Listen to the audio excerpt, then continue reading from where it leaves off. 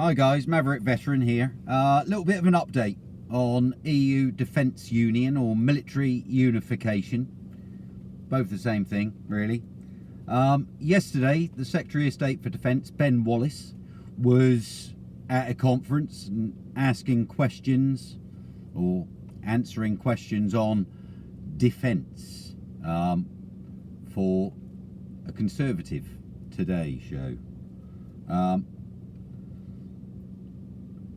He wasn't really able to state the government's position on whether Britain is legally committed to EU Defence Union or not.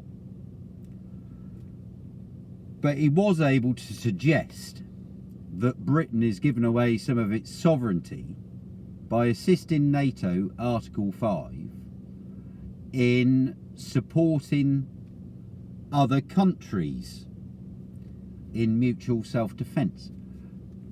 Well, that's not the case. We're not giving away sovereignty, because we're just part of NATO and it's part of the agreement.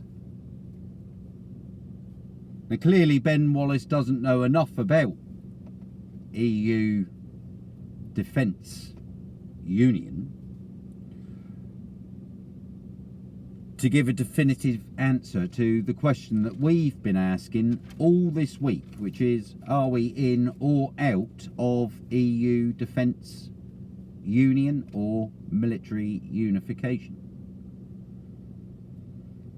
He wasn't even sure what the 8 pillars were that support EU military unification, and he didn't know what the acronym PESCO stood for. He thought it was something to do with coordination. Well, it isn't. It's called Permanent Structured Cooperation. Permanent Structured Cooperation. So why is this? Well, maybe it's all down to a bit of terminology, and perhaps this is why many of the public haven't yet woke up to what's going on with EU Defence Union. Because if you ask one of the parliamentarians a question, they never answer that question fully. They come back with a slightly different answer to a different question, let's say. So, for example, we ask, are we in or out of EU Defence Union? And their answer would be, no, we are not being part of an EU army. Well, that wasn't the question. We weren't asking, are we going to be part of an EU army? We were asking, are we going to be part of EU Defence Union, which includes Royal Navy, Army, Royal Air Force, all our security services, budgets, plus the research and development of all software and hardware. So a slight word puts doubt in people when they say, oh, well, whatever, Simon, and all those that are working behind the scenes to try and take us out of EU Defence Union, it's all a load of rubbish, because we're definitely not going in as part of an EU army. So always watch out for the terminology they use. We state EU military unification or EU Defence Union. It's the same thing, but the government would state integration. No, we're not going into full EU defence integration, although we may assist them from time to time if it's mutually necessary. Well, that's not the question that we asked. Unification and integration are two totally different words. Now, if you look up integration in the dictionary, it says the action or process of integrating, come into equal participation in or membership of an institution. So that's similar to the 29 member states that are signed up to NATO. And we assist each other in war to if it is seen mutually beneficial to all, but it also gives us autonomy, which means that we can look after and defend our own shores our own land, our own airspace, without asking somebody else's permission first. Whereas unification, according to the dictionary, is the process of being united or made into a whole.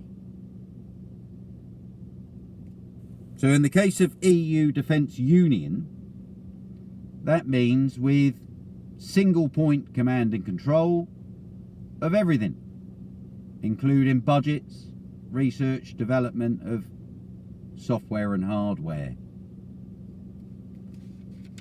So again, one word changes everything. So that's probably where the confusion's coming from. Now that takes me away now from Secretary of State for Defence and brings me on to Nigel Farage. Nigel Farage, on his LBC radio show this week, was asked to comment on EU Defence Union, but he declined to answer any questions on it. He kept changing the subject back to where he wanted to feel comfortable at. Well, why is this? Well, a bit of research shows that the policy advisor employed by his party, the Brexit Party, is a guy called Ed Rennie, spelled Rennie. And you can find him on Twitter as @EdRennie77, who has told Farage not to talk about defence issues. Now, why would he say that? When you bear in mind that the Brexit Party is all about getting us out of the EU on the 31st of October, surely defence is the main thing they need to speak about. Because without our armed forces, it doesn't matter whether we're in or out of Europe, if we haven't got autonomy over our armed forces, we've got absolutely nothing. We are still being controlled by Brussels. So why would he say don't talk about it? It's no better than the House of Commons that's been told don't talk about defence. Just keep your lips closed, don't mention it, don't talk about it. A kind of D notice. Now it's worthy of note that this Ed Rennie is out and out Labour. So he's a socialist.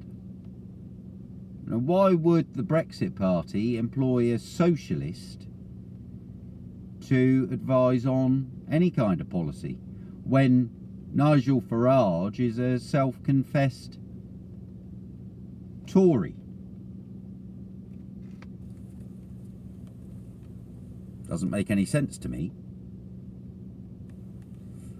But anyway, in summary, we clearly can't trust any of the politicians, and as stated by a parliamentary insider who must remain nameless for obvious reasons, the government are probably, as we speak, consulting with their lawyers to find out the legality of us entering into EU Defence Union or military unification.